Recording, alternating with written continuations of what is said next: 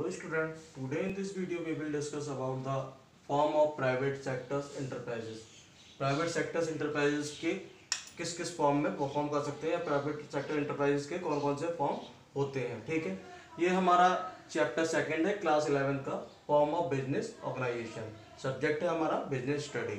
ठीक है, इसमें हम पढ़ेंगे कि बिजनेस एंटरप्राइजेस के कितने फॉर्म्स होते हैं या किस किस तरह से हम बिजनेस को सेटअप कर सकते हैं। ठीक है, इसमें कह रहा है the private sector enterprises can function and run by adopting any of the following forms. मतलब इन किसी भी फॉर्म में जा करके वो या किसी भी फॉर्म को अडॉप्ट करके अपने बिजनेस को रन कर सकते हैं। ठीक है, जो कौन प्राइवेट सेक्टर एंटरप्राइजेस। अब वो कौन कौन से होते हैं? सोल प्रोप्राइटरशिप का means single ownership. Joint Hindu family business means कि एक परिवार के थ्रू, एक साझा परिवार के थ्रू एक बिजनेस को रन किया जाना, जैसे चाचा ताऊ दादा परदादे ये सब मिल करके एक बिजनेस को प्रॉपर रन कर रहे हैं। ठीक है, पार्टनरशिप, दो या दो से अधिक लोग एक साथ में मिल करके किसी बिजनेस में इन्वॉल्व हो रहे हैं। ठीक है, कोऑपरेटिव सोसाइटी, एक दूसरे को सहयोग करने के लिए किसी भी सोसाइटी को जनरेट करना या क्रिएट करना। ठीक है, कंपनीज का मीन्स बड़ी फॉर्म के बेसिस पर हम अपने बिजनेस को रन कर रहे हैं। ठीक है, तो ये ओवरऑल हमारी प्राइवेट सेक्टर एंटरप्राइजेस कॉल किए जाएंगे। ठीक है, अभी हम पहले बात करते हैं about the sole proprietorship. Sole proprietorship exactly क्या है? ठीक है, यहां पर कह रहा है sole proprietorship refers to a form of business organisation which is own manage and control by an individual. Sole proprietorship हमारी वो बिजनेस फॉर्म है जिसको मैनेज कंट्रोल किया जाता है, मैनेज किया जाता है थ्रू द एक सिंगल इंडिविजुअल पर्सन के थ्रू। ठीक है, इसको हम सोल प्रोप्राइटरशिप कॉल करते हैं। ठीक है, कहने का भी सिंपल सा कि सोल प्रोप्राइटरशिप हमारी वो प्रोप्राइटरशिप है या वो सोल प्रोप्राइटरशिप बिजनेस हमारा वो बिजनेस है या वो ऑर्गेनाइजेशन है जिसको एक सिंगल इंडिविजुअल पर्सन कंट्रोल और मैनेज करता है। भी receives all the business profits and bears all risk. जो भी ये पर्सन है, सिंगल इंडिविजुअल पर्सन जो अपने सिंगल ओनरशिप में इन्वॉल्व होता है, सोल प्रोप्राइटरशिप में इन्वॉल्व होता है, वो क्या करता है, जो भी बिजनेस का प्रॉफिट होगा वो उसको एंजॉय करेगा, उस प्रॉफिट को लेगा। ठीक है, और अगर कोई भी उसमें बिजनेस में रिस्क हो रहा होगा तो उस रिस्क को भी वही अकेला बेयर करेगा। ठीक है, कहने का मीन्स क्या है कि सिंगल ओनरशिप सोल प्रोप्राइटरशिप हमारा वो बिजनेस है जिसके बेसिस पर वो अपने बिजनेस को सेटअप कर रहा है एक अकेला पर्सन। ठीक है, और उसमें होने वाले चाहे वो प्रॉफिट हो या चाहे वो लॉस हो, चाहे उस प्रॉफिट और लॉस को वो इंडिविजुअली ही शेयर और बेयर करेगा। मतलब अपना खुद का प्रॉफिट लेगा और खुद ही वो उसमें लॉस भी बेयर करेगा। अब हम इसके कुछ फीचर्स के बारे में बात करते हैं। Features of soul proprietorship. Sole proprietorship के फीचर्स क्या है? ठीक है, पहला हमारा सिंगल ओनरशिप। पहला फीचर है हमारा सिंगल ओनरशिप। जैसा मैंने बताया था सिंगल ओनरशिप का मतलब वो एक अकेला इकलौता मालिक, उसका जो उस बिजनेस को उसने सेटअप किया है, एक इंडिविजुअल के थ्रू बिजनेस सेटअप किया गया है, वो उसका एक इकलौता मालिक है या वो उसका चाहे उसमें होने वाले प्रॉफिट हो या चाहे वो लॉस हो, वो उसको अकेला ही शेयर और बेयर करेगा। ठीक है, नेक्स्ट पॉइंट आता है हमारा individual risk bearing. Individual risk bearing का मीन्स क्या है कि अब जो भी बिजनेस के अंदर कोई भी किसी भी तरह का रिस्क होगा, चाहे वो रिस्क हो हमारा क्या नाम है प्रॉफिट को लेकर के रिस्क हो या फिर हमारा किसी अदर वे में जाकर के रिस्क हो कि बिजनेस में किसी तरह से किसी और वे में जाकर के लॉस हो रहा है, तो वो सारे रिस्क को उन सारे लॉसेस को वो अकेला इंडिविजुअली बेयर करेगा। तो कहने का मीन्स क्या है कि जो हम उसकी एक सिंगल ओनरशिप है और वो इंडिविजुअली अपने रिस्क को बेयर कर रहा है अकेला।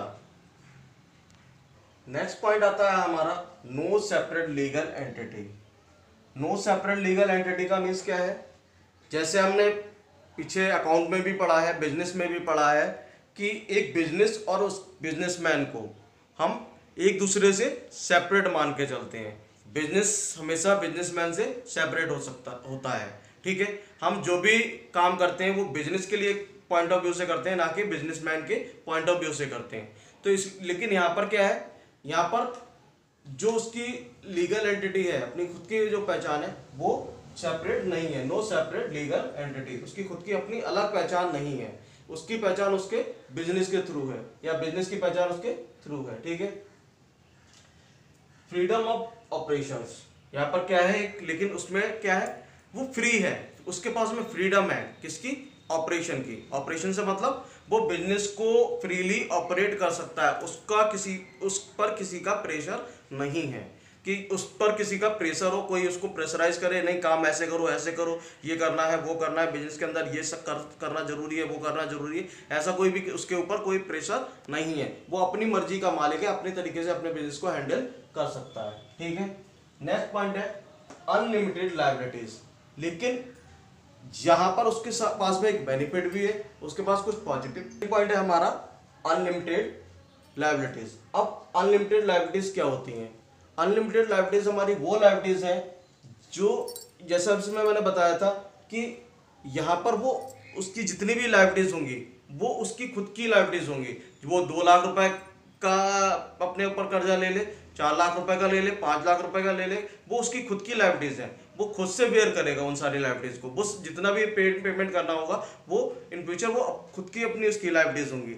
जितना बिजनेस एक्सपेंशन और ग्रोथ करेगा वो उसकी उतनी लायबिलिटीज बढ़ती जाएंगी, और उसी के बेसिस पर उसको लायबिलिटीज पे करनी होंगी। मतलब कोई भी लायबिलिटीज की उसकी लिमिट नहीं है। नेक्स्ट हेडिंग है हमारा one man control. One man control का मतलब क्या है कि उस वहां पर जो बिजनेस कंट्रोल किया जा रहा है वो केवल एक सिंगल इंडिविजुअल पर्सन के थ्रू कंट्रोल किया जा रहा है, ये इसकी खासियत है। ठीक है, वहां पर कोई भी इंटरफेयर करने वाला नहीं है। नेक्स्ट पॉइंट आता है हमारा स्मॉल साइज। लेकिन जो सिंगल ओनरशिप का बिजनेस होता है, एक लिमिटेड कैपिटल की वजह से उसका जो बिजनेस का साइज होता है वो स्मॉल साइज होता है। हम उसको बहुत बड़े उसमें स्केल पर उसको सेटअप नहीं कर सकते। क्यों? क्योंकि हमारे due to the lack of capital की कमी होने की वजह से हम उसको एक लार्ज स्केल पर सेटअप नहीं कर सकते। ठीक है, नेक्स्ट पॉइंट आता है formation and closure. Formation and closure का मीन्स यहाँ पर होता है कि हम इजिली लीगल फॉर्मेलिटीज ना होने की वजह से, हम ज़्यादा लीगल फॉर्मेलिटीज ना होने की वजह से हम किसी भी बिजनेस को इजीली फॉर्मेशन कर सकते हैं और उसको इजीली क्लोज कर सकते हैं। मतलब बिजनेस को स्टार्ट करने में और बिजनेस को बंद करने के लिए हमें बहुत ज़्यादा लीगल फॉर्मेलिटीज की रिक्वायरमेंट नहीं होती है। ठीक है, lack of business continuity. Next heading है हमारा लैक ऑफ बिजनेस कंटिन्यूटी। अब लैक ऑफ बिजनेस कंटिन्यूटी का मतलब क्या है? यहाँ पर लैक ऑफ बिजनेस कंटिन्यूटी का मतलब है कि एक बिजनेस को रन करने के लिए क्या होता है कि वो उसमें कंटिन्यूटी की रिक्वायरमेंट होती है। प्रॉपर रन करने के लिए, लॉन्ग टर्म रन करने के लिए कंटिन्यूटी की रिक्वायरमेंट होती है। अब यहाँ पर बहुत सारे रीजंस हो सकते हैं जिसके बेसिस पर वहां पर बिजनेस की कंटिन्यूटी ना बन पाए। जैसे जो उसका ऑनर है उसकी डेथ हो जाए, ठीक है, वो इंसॉल्वेंट हो जाए, इन किसी भी रीजन से बिजनेस क्या होगा, वहीं पर रुक जाएगा। अगर वो ऑनर इंसॉल्वेंट हो जाएगा, दिवालिया हो जाएगा, तो उस कंडीशन में बिजनेस क्या होगा, पैसे है नहीं बिजनेस में, तो वो बिजनेस आगे रन नहीं कर सकता। या फिर क्या नाम है, उसमें जो उसके ऑनर की डेथ हो जाएगी तो वो कंटिन्यू नहीं हो पाएगा। तो अभी हमने इसमें बात की थी सोल प्रोप्राइटरशिप के बारे में और इसके फीचर्स के बारे में। ठीक है, हमने इसके फीचर्स एक्सप्लेन किए थे और सोल प्रोप्राइटरशिप के बारे में एक्सप्लेन किया था कि किस तरह से हम एक form of business private sector enterprises को किस तरह से हम सेटअप कर सकते हैं। इन सारी चीज़ों के बारे में पढ़ा था हमने। अब हम उसके आगे कंटिन्यू करते हैं। Merits advantages of sole proprietorship. एक सोल प्रोप्राइटरशिप के क्या मेरिट्स हैं और क्या उसके एडवांटेजेस हैं, मीन्स उसके क्या फायदे हैं। अगर हम सिंगल ओनरशिप में इन्वॉल्व होते हैं तो हमें क्या बेनिफिट्स मिलेंगे, क्या हमारे फायदे हैं और हमारे क्या उसके एडवांटेजेस हैं। ठीक है, इसमें पहला पॉइंट कह रहा है easy to form and dissolve. Easy to form और डिसॉल्व का मीन्स यहाँ पर क्या है कि हम किसी भी बिजनेस ऑर्गेनाइजेशन को जब हम सिंगल ओनरशिप में इन्वॉल्व होंगे तो बहुत ईजिली वे में जा करके उसको स्टार्ट कर सकते हैं। वहाँ पर हमें लीगल जो भी रिक्वायरमेंट है, लीगल फॉर्मेलिटीज़ की, सोल प्रोप्राइटरशिप में लीगल फॉर्मेलिटीज़ की ज़्यादा रिक्वायरमेंट नहीं होती है, ठीक है। इसी तरह से जब अगर हमें बिजनेस किसी भी रीजन से कभी भी बंद करना है तो बहुत सारी लीगल फॉर्मेलिटीज़ को लेकर के हमें उसमें इन्वॉल्व नहीं होना पड़ेगा। कुछ लीगल फॉर्मेलिटीज़ के बेसिस पर हम उस बिजनेस को ईजिली डिसॉल्व भी कर सकते हैं, ठीक है। नेक्स्ट पॉइंट आता है हमारा फ्लेक्सिबिलिटीज। फ्लेक्सिबिलिटीज से मीन्स यहाँ पर क्या है, लचीलापन। सिंगल ओनरशिप में एक तरह से एक फ्लेक्सिबिलिटी होती है।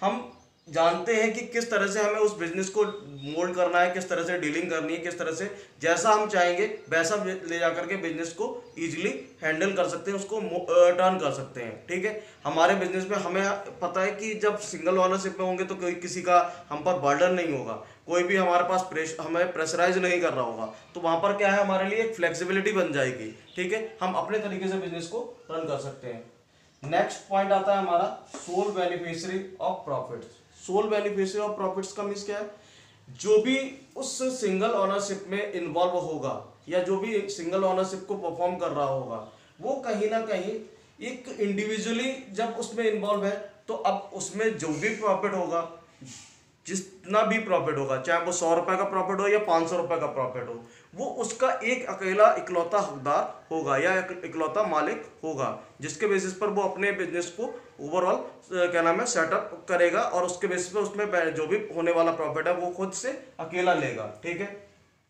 नेक्स्ट पॉइंट आता है हमारा पर्सनल टच।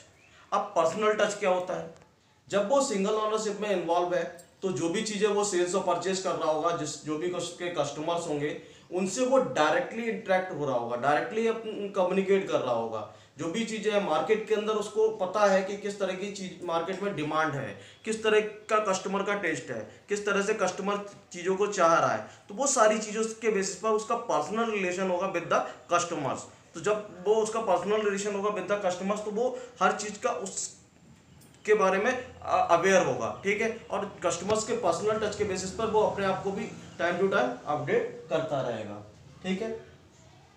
नेक्स्ट पॉइंट आता है हमारा इंडिपेंडेंट कंट्रोल। इंडिपेंडेंट कंट्रोल का मतलब क्या है, वो उस बिजनेस को रन करने के लिए, उस बिजनेस को चलाने के लिए वो खुद पर इंडिपेंडेंट है, खुद पर निर्भर है और जो अपने आप पे निर्भर होकर के उस बिजनेस को कंट्रोल कर रहा है और मैनेज कर रहा है। मतलब कहने का मीन्स कि उसको किसी की हेल्प की जरूरत नहीं है, वो किसी के बेसिस पर वो वर्क नहीं करेगा, ना कि किसी से उसको डिस्कशन करना है कि डिस्कस करना है about the business, how to run the business and how to take the steps in the business. ये सारी चीजें उसको डिस्कस करने की जरूरत नहीं है, उसका खुद का इंडिपेंडेंट कंट्रोल है, वो अपने बेसिस पर उस चीज को वो करेगा, ठीक है। नेक्स्ट पॉइंट आता है हमारा suitable for small scale operations. अब ये किन के लिए ज्यादा सुटेबल रहता है, जब हम स्मॉल स्केल पर बिजनेस में इन्वॉल्व हो रहे हैं, हमारे पास कैपिटल की ज्यादा ज्यादा कैपिटल नहीं है और एक सफिशिएंट एक लिमिटेड कैपिटल है, तो उस बेसिस पर हम सोल प्रोप्राइटरशिप में, सिंगल ओनरशिप में इन्वॉल्व होकर के उस बिजनेस को रन कर सकते हैं, ठीक है।